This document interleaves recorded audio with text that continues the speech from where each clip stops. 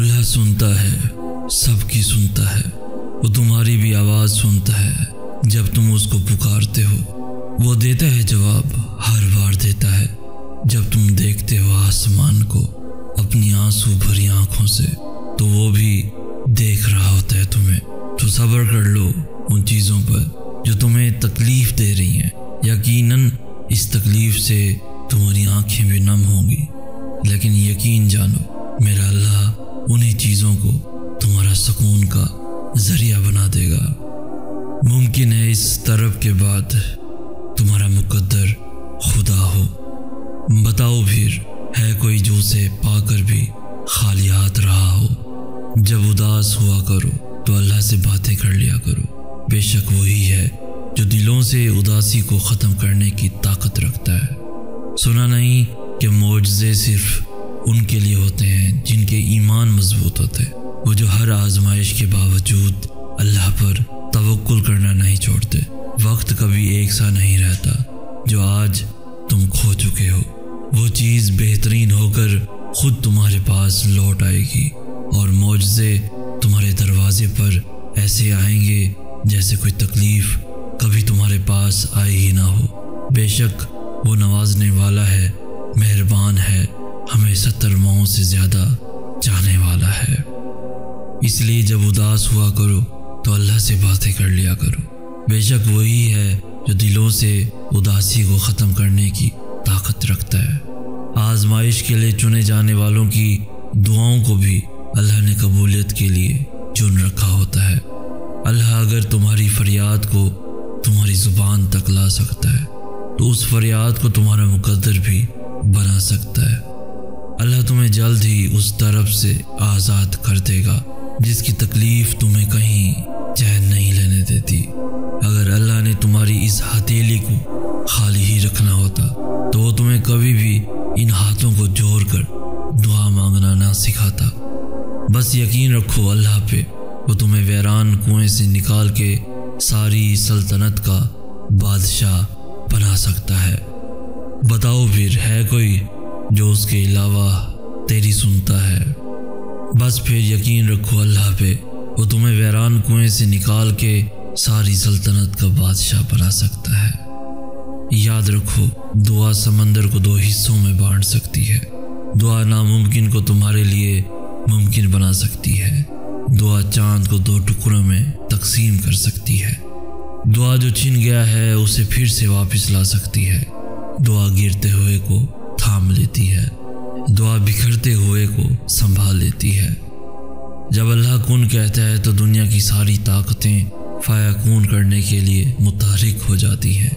अल्लाह फरमाता है कि जब कोई दुआ करने वाला मुझे पुकारता है तो मैं उसकी दुआ कबूल करता हूँ। यकीन रखो वो ज़रूर कुन कहेगा। दुआ मांग कर भी डरते रहोगे तो लगेगा कि कबूल होने पे यकीन ही नहीं है।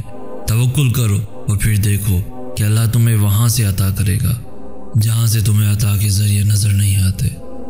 अल्लाह इंतज़ार के बाद नवाजता है, जैसे हज़रत याकूब अलैहिस्सलाम को हज़रत यूसुफ अलैहिस्सलाम।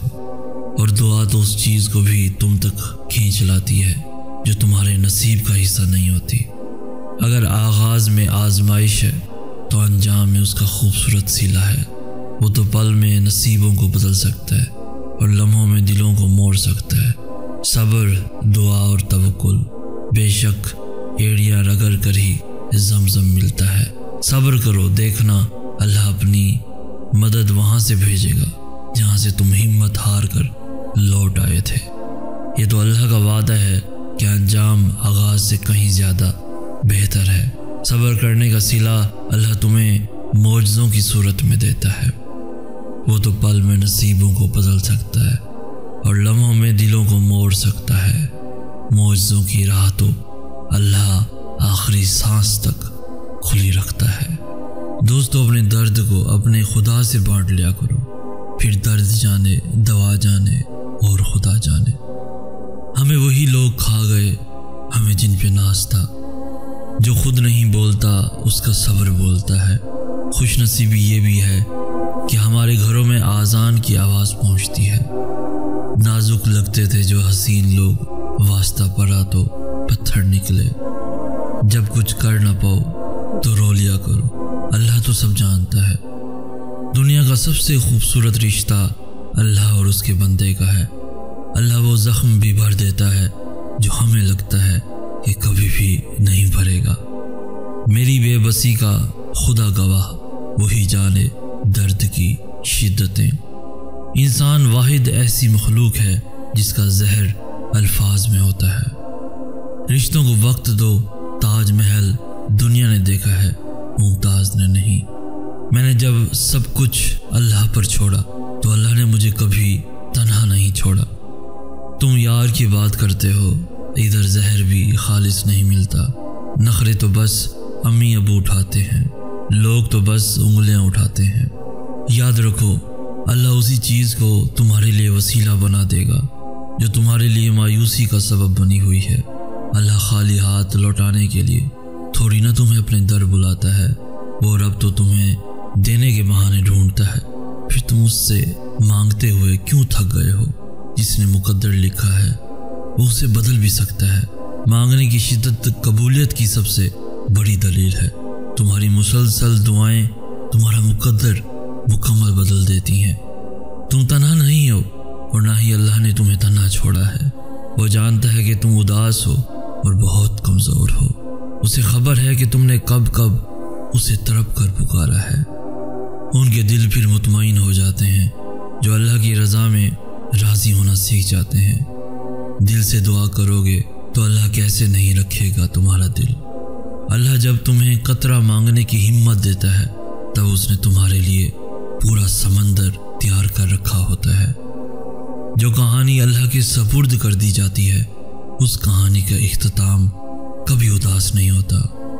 दोस्तों, अपनी तरफ से पूरी कोशिश करो, मेहनत करो, सही तरीका अपनाओ, दिल से दुआ करो, उम्मीद रखो और फिर नतीजा अल्लाह पे छोड़ दो। अल्लाह पे छोड़ दो। दुआएं नसीब से नहीं बल्कि नसीब दुआओं से मिलता है और कायनात के सारे मौजज़े दुआओं से ही तो होते हैं। यहाँ यूं मायूस बैठने का क्या फ़ायदा, यहाँ लोगों के आगे झुकने का क्या फ़ायदा, यहाँ लोगों के आगे भीख मांगने का क्या फ़ायदा, उनके लिए रोने का क्या फ़ायदा, उनसे मोहब्बत मांगने का क्या फ़ायदा, उनसे वफा मांगने का क्या फ़ायदा, जब वहाँ ऊपर अल्लाह तुम्हारी पुकार का इंतज़ार कर रहा है। यकीन रखो, अल्लाह साथ नहीं छोड़ता। अल्लाह की तरफ से आई हुई आजमाइश भी वक्त गुजरने के बाद रहमत लगती है। Believe me, he always has a better plan. जब अल्लाह की तरफ से तुम्हारे सब्र का सिला आएगा तब तुम भूल जाओगे कि तुमने कभी कुछ खोया भी था।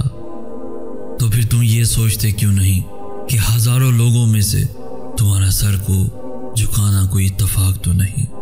जैसे वो रब सजदे से पहले तुम्हें दुआ करना सिखाता है, वैसे ही वो तुम्हारे मांगने से पहले कबूलियत के वसीले बनाता है। ये मत सोचो कि तुम्हारे बस में क्या है, बल्कि ये देखो कि जिससे मांग रहे हो उसके बस में क्या नहीं है। और आखिरी बात याद रखना, अल्लाह तुम्हारी ज़ुबान को मांगने की हिम्मत तब देता है जब वो तुम्हारी दुआओं पे राज़ी होना चाहता है। तो अल्लाह से मांगो और खुल के मांगो।